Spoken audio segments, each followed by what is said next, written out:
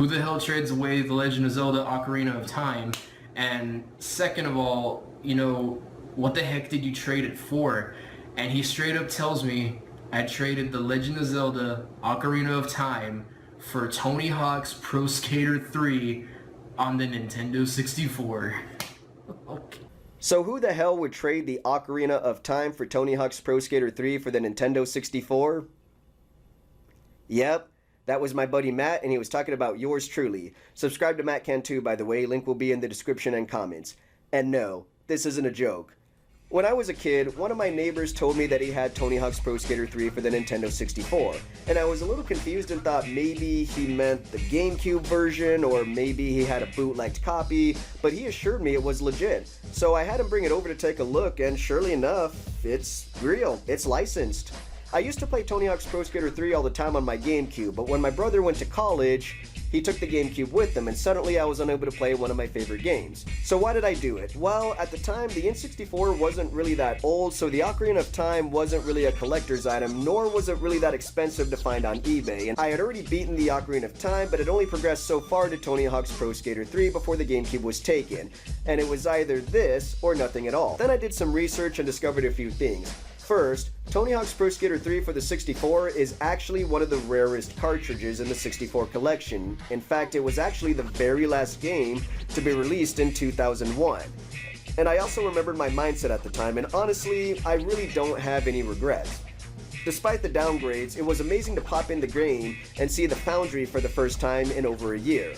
And as a kid, I didn't really notice the difference. It did the job, and it made me pretty happy to play it again.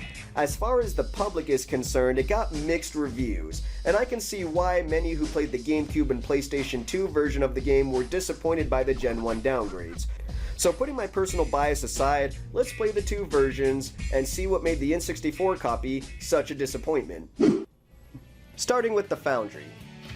Look at this nice 2000 cinematic introduction to the level goals, the smooth start to your career, and the first Tony Hawk game to include people to make the level feel less empty. The N64? Well, it has the list, but no cinematics here. And where are all the people? It's like the dense black indoor fog didn't give it an empty enough vibe. I know it's a 64 downgrade, but many 64 games had levels with people to interact with. Regardless, the levels are about the same, and while the gameplay may not be as smooth as the GameCube, it's still doable. Both have roughly the same goals, like unjamming the valves, but limitations did force some changes in the 64 version, in this case to our advantage. In the GameCube version, the hardest goal in the Foundry is grinding the molten bucket. In addition to timing it where the bucket is aligned for the player to grind, you must also have enough momentum to pull it off, so simply waiting won't work. You need to get your special up and time everything right. Now let's look at the 64 version. The closest goals would be grinding the control room. Look at how easy that was. Next we have Canada. We start the level next to a skate park with 5 skaters we must impress. Look at the majestic mountains in the background. The 64 version? It's mapped the same, but the mountains are replaced with buildings. We went from Yukon to Toronto apparently, then again Toronto has people in it. What's weird is that for some reason Canada is the 7th level in the N64 port. In the GameCube, we have this little wooded area behind the skate park where you can bury a bully under snow.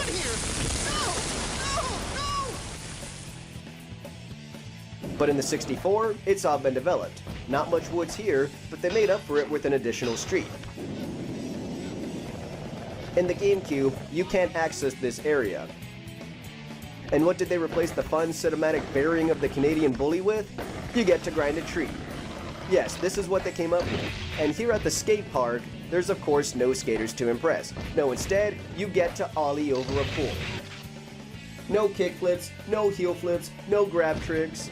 You just jump over it. Yeah, that's just as fun. Why get revenge on an angry Canuck when you can just jump over a pool? Rio, our first competition. The only goal here is to try and place first. Both levels are almost exactly the same, but the 64 takes place at sunset for whatever reason. The biggest difference is the curves are grindable in the 64 version. In the GameCube, you better maintain those manuals. Moving on. Suburbia.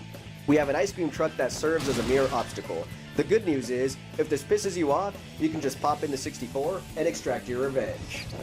Yes, one of the goals is to ice the ice cream man. You kill the ice cream man. And I have no sympathy. He kept fucking up my combos in the GameCube. Check out this haunted house. Cool, right? What about the 64 version?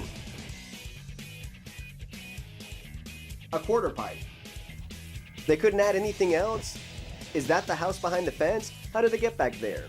I understand hardware limitations, but how is this a viable replacement? They would have added anything, but no. A lone quarter pipe that you can't even connect any combos with. Airport. We have some tickets to deliver. No problem as long as you don't bail. What? Going through a metal detector voids your tickets?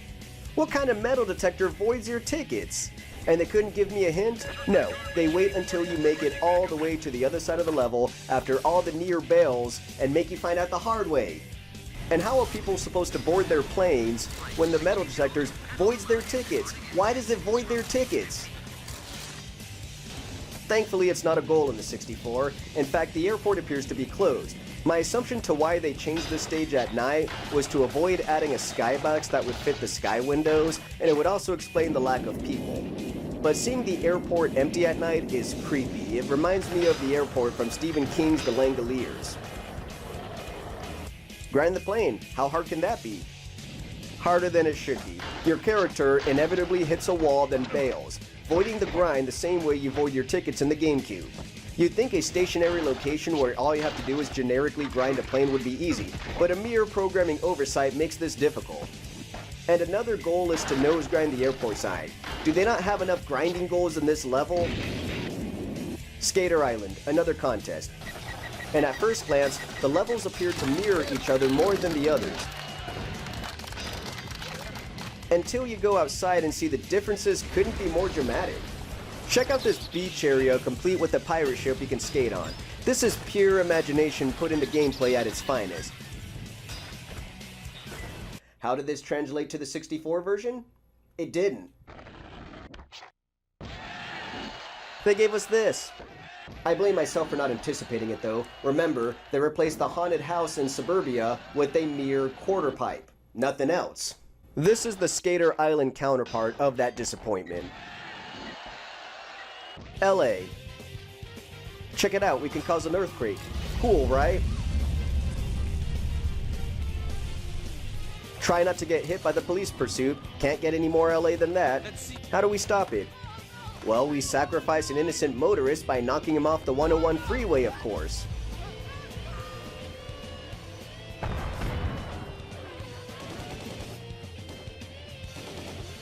The 64 version makes LA look like it was hit by an alien attack in Independence Day. The earthquake already happened and there's no motorist to stop a police pursuit. In fact, there's no traffic at all for that matter, not that we expected any at this point. It's an empty wasteland of nothing, and perhaps the weirdest goal in the entire game is going up an elevator and grinding down the most random wire I have ever seen. What kind of goal is this, and how do they even think of this? No earthquakes, no knocking a guy off a freeway to stop a police pursuit. Instead, you just grind a giant wire, as if they don't have enough grinding goals in this game. Tokyo, the final contest. There's almost no differences between the two. Even the GameCube version doesn't have people in this level. In the 64, the neon lights are a lot more active. In fact, I dare say the 64 version is actually kinda better. Wow, the 64 version actually pulled it off. But sadly, it's the only exemption to the rule, because if we can get all 3 gold medals, we get one more level to explore.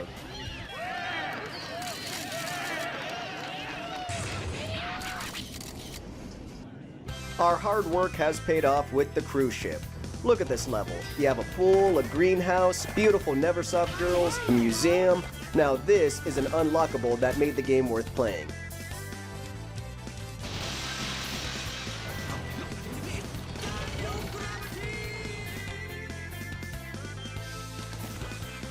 Now let's see the 64 version. Downhill? So there's no cruise ship? It must be the downhill jam level from the first game, right? Of course not, that would make the game fun. No, this downhill couldn't be more literal. It's just a mundane street that goes downhill. I'm not even kidding. This is it. The other game had a greenhouse, it had hot girls, it had a freaking beautiful ocean view. What the fuck is this? It takes less than a minute to get to the bottom where there's even less to do. They have these odd offset rails that don't even let you collect a combo. It wouldn't be that bad if they respond you to the top of the hill, but no. Maybe if we suicide ourselves, that would respawn us to the top? No, that would make too much sense. It literally spawns you back at the bottom. It's a dead end.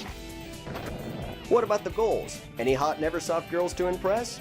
No, the only mission is to collect stat points, and you have to do it because remember, unlike the GameCube version, collecting all stats in the game is required for 100% completion. This is the best they could come up with? Collecting the last 10 stat points? And what's the point if the game is over? What good would these stat points do now? It would be like if The Legend of Zelda gave you one more temple after you defeat Ganon in order to get a 100% completion, and all it is just collecting heart containers that are completely useless because you already beat Ganon. Tony Hawk 1 gave us Roswell, 2 gave us Skate Heaven, and this is what we get after all of that hard work? Hands down, this is the worst level I have ever unlocked in the game. Some could argue Pokefloats from Super Smash Bros. Is worse, but at least unlocking that stage is easy. I understand they had to put the GameCube first, but why couldn't they just give us a downgraded version of the cruise ship like the other levels? Or just port over the downhill jam level from the first game? Anything would have been better than this, but they actually took time to build this level. No funny scene where you knock a man overboard, no. Just a dead-end level where you collect the stat points, and if you miss any, you have to restart the level since you can't get back to the main street. It's the perfect metaphor for this downgrade. It's one big dead end. And that, ladies and gentlemen, is Tony Hawk's Pro Skater 3 for the N64. Despite its flaws, as I had mentioned in the beginning, I don't have any regrets. This port was just as big a part of my childhood as the GameCube version. It brings back memories of popping in the game after a long day of school, and even today when I get off work.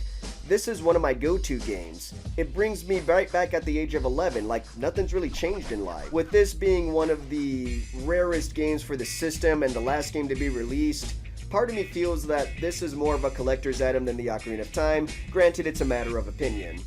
And let's give Neversoft credit. They didn't even have to make a Gen 1 port. After all, Nintendo didn't make a 64 copy of the Wind Waker. Neversoft refused to leave any fan behind. They thought about the little guy who couldn't afford the GameCube or PS2. Sure, it has some problems, but basic economics dictate that Neversoft had to prioritize the GameCube and PlayStation 2 consoles at the time. In my honest opinion, if it didn't have other versions to compare it to, I think there would be more positive feedback. However, most people would agree, when compared, it's a disappointment. But I'm not most people.